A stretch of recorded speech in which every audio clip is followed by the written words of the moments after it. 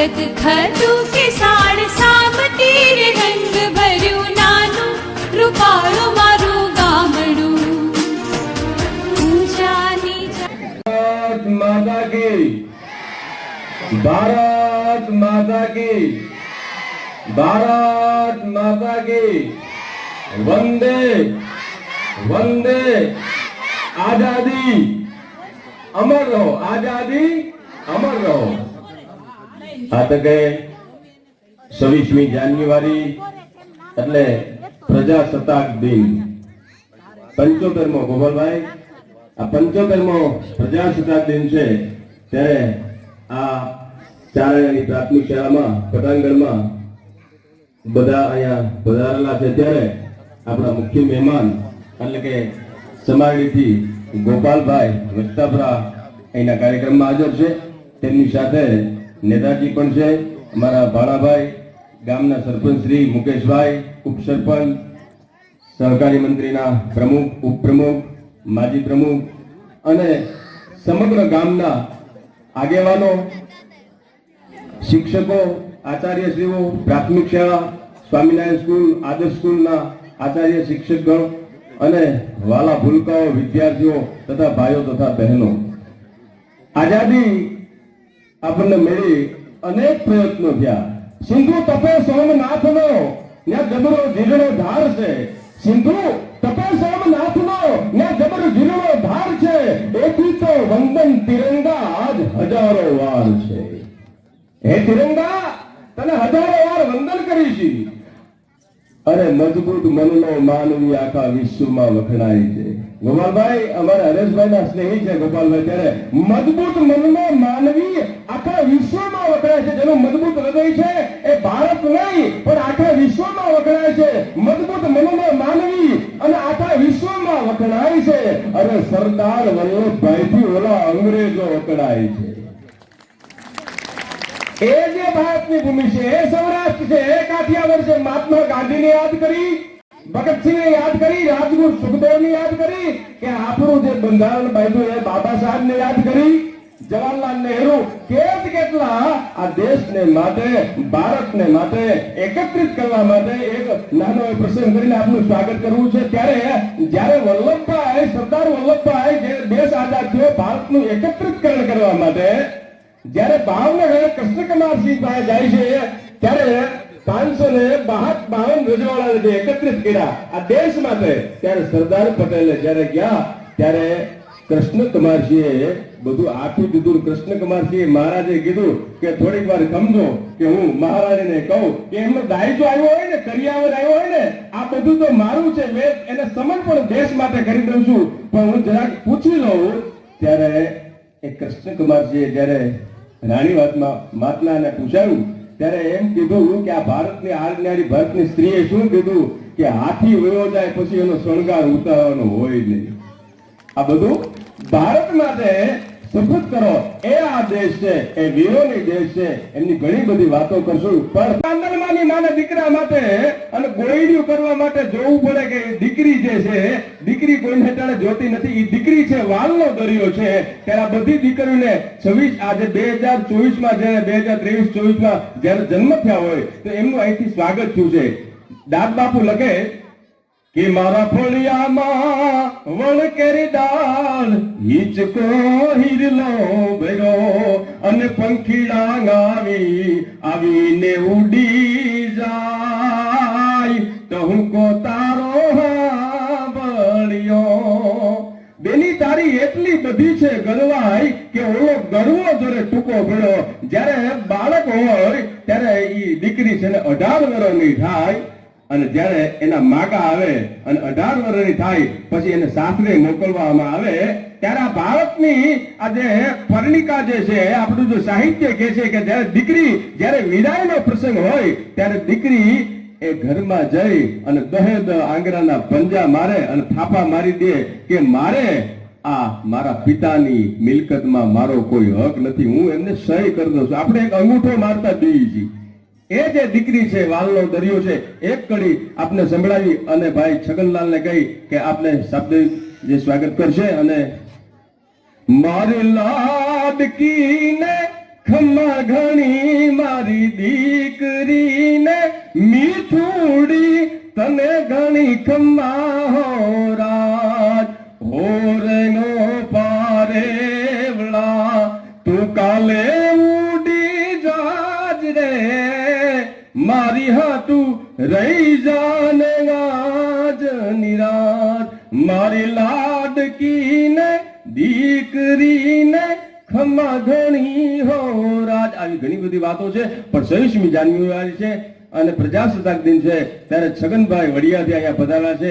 એમને કહું કે છગનભાઈ પધારો અને આપને શબ્દ સાંગે ઉપસ્થિત જમાડી વિસ્તાર અને એમના ભામાસા જેમનું નામ મળ્યું છે, બિરુદ જેમને ભામાસાનું મળ્યું છે એવા ગોપાલભાઈ વસ્તપરા, તેવા જ જિલ્લા પંચાયતના સભ્ય શ્રી હિંમતભાઈ દેત્રોજા તેમજ તેમની સાથે વધારેલા સર્વ ભાઈઓ અને ચારણિયાના આ સ્કૂલના પ્રિન્સિપાલ તથા સ્ટાફ તથા સરપંચ તથા મારા મામાશ્રીઓ અને મામીઓ હોય તો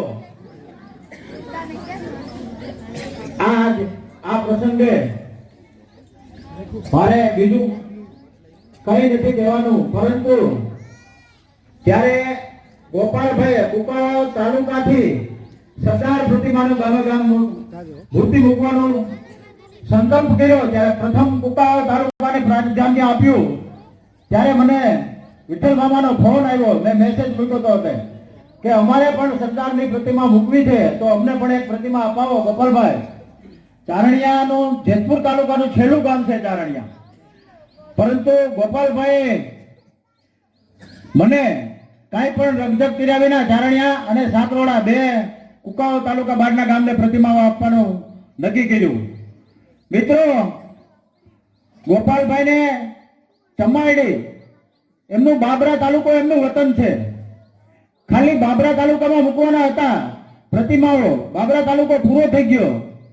પછી ગોપાલભાઈને એક વિડીયો આવ્યો કે જેમાં પત્રકાર શ્રી વિદ્યાર્થીને પૂછે છે કે ભાઈ આ ગાંધીજીનું હત્યા કોણે કરી? ત્યારે એ વિદ્યાર્થીએ એવું કીધું કે ગાંધીજીની હત્યા સરદાર સાહેબે કરી.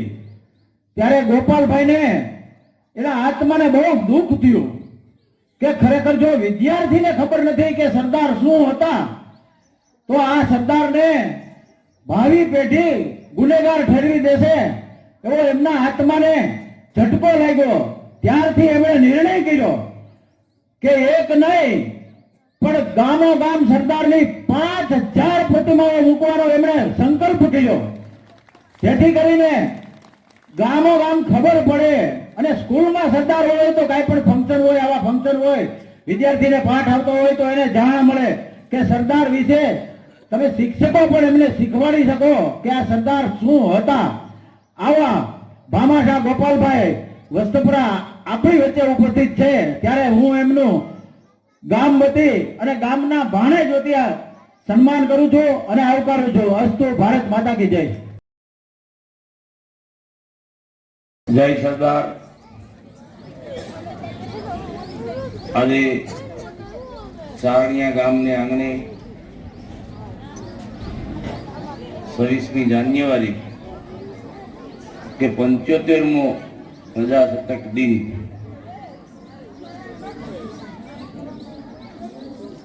આ ગામના વાલા ભૂલકાઓ, બાળકો, ગામના આગેવાનો, ભાઈઓ બહેનો ની હાજરીમાં આજે ચારણિયા ગામની અંદર આ દેશના લોહ પુરુષ એવા સરદાર વલ્લભભાઈ પટેલની પ્રતિમાનું અહીંયા અનાવરણ કરવામાં આવ્યું છે. અને ગઢવી સાહેબે કીધું એમ દીકરી ઉપર વાત કરી. મને દીકરી બહુ વાલી. મેં મારા જીવનમાં મારે એક જ દીકરી હતી. આ દીકરીની વાત થઈ એટલે હું આ વાત કરું છું. અને મારે 2 દીકરા હતા. તો મને એવું લાગ્યું કે મેં આ દેશનું, આ રાષ્ટ્રનું બેલેન્સ કાંઈક ગુમાવ્યું છે. ત્યારે મેં એક સંકલ્પ કરેલો, આજે જે સંકલ્પ કરેલો કે 5000 પ્રતિમા મેકું, ઘણા વર્ષો પહેલા એ એક સંકલ્પ કરેલો કે હું ગૌરવથી કહી શકું કે મારે 1000 દીકરી છે અને મેં 1000 દીકરીઓના સમૂહ લગ્ન એકલા હાથે કરેલા. આપ સૌ જાણતા પણ હશો. અને ત્યારે રોજે દીકરીને કઈ દેવું હોય તો મારે એક દીકરી હતી, એ મારી કરતા બહુ સંપત્તિ વાળું ઘર મળ્યું એટલે ત્યાં તો જરૂર નહોતી. ત્યારે મેં લાઠી તાલુકાનું પીપળવા ગામની એક બાવાજીની દીકરી દક્ષા, એને માં નહીં, બાપા નહીં, મોટા બાપા નહીં, કાકા નહીં, કોઈ નહીં, એ દીકરીને મેં દત્તક લીધી. અને આજની તારીખમાં એ દીકરીને પૂછો કે તારા પપ્પા કોણ, એટલે એમ કહે ગોપાલભાઈ. મને ગૌરવ છે. અને હું અહીંયા બેઠેલી માતાઓ અને વડીલોને પણ કહું છું કે જેની ત્યાં દીકરી ન હોય ને એની ત્યાં દીકરી ન દેવી. એટલે આમાં ઘણા વહમું લાગશે હતી, પણ ન દેવી. આવો એક રિવાજ ઉભો કરો, બહેનો નક્કી કરો, માતાઓ નક્કી કરો કે માતાઓને ખબર હોય કે દીકરી શું, દીકરીને શું દુઃખ પડે. અને જે ત્યાં દીકરી ન હોય ને એને ખબર ન હોય કે દીકરી શું કહેવાય. એટલે ઓટોમેટિક આ પ્રશ્ન આપણો છે ને હલ થઈ જાય. એટલે ખરેખર આ એક મોટામાં મોટી ઝુંબેશ ઉપાડવી હોય ને તો આ એક કાર્ય છે. નહીતર આવતી પેઢીની અંદર એક મોટા એવા પ્રશ્નો બનશે જે આજે આપણે ટીવી માધ્યમથી જોઈ રહ્યા છીએ. દીકરીઓ સાથે શું દુર્વ્યવહાર થઈ રહ્યો છે. ત્યારે આજે પ્રજાસત્તાક દિને આજથી અહીંથી આપણે એક પ્રતિજ્ઞા લઈને જઈએ કે અમે આ કાર્યમાં સાથ સહકાર આપશું. રહી વલ્લભભાઈની વાત કે સરદાર વલ્લભભાઈ પટેલ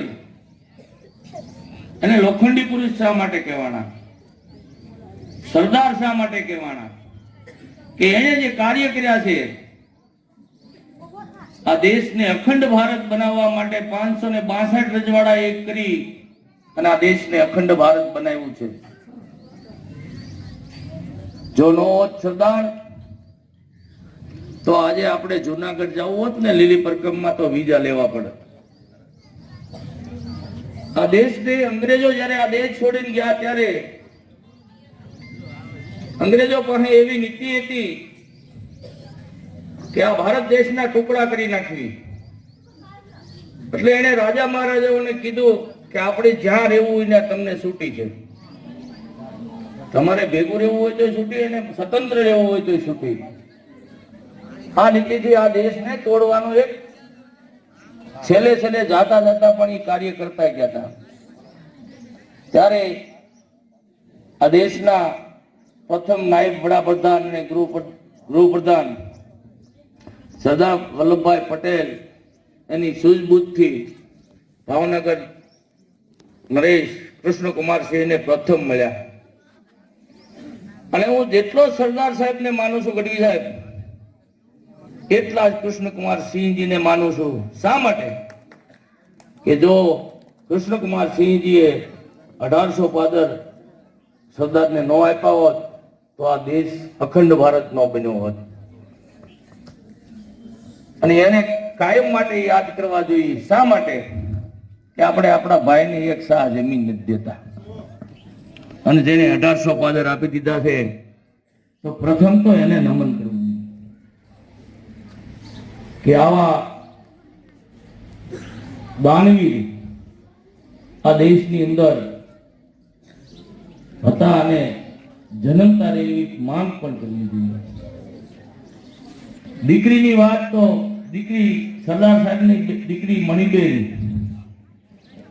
એના પિતા માટે કે આજીવન કુંવારા રહેલા. દીકરાની જે લોકોને દીકરો હોવો જોઈએ વંશમાં, એ વાત સાચી છે, પણ વંશ તો દીકરીએથી જ રહે. બાપને કાંક થયું હોય ને ત્યારે દીકરી જ પૂછે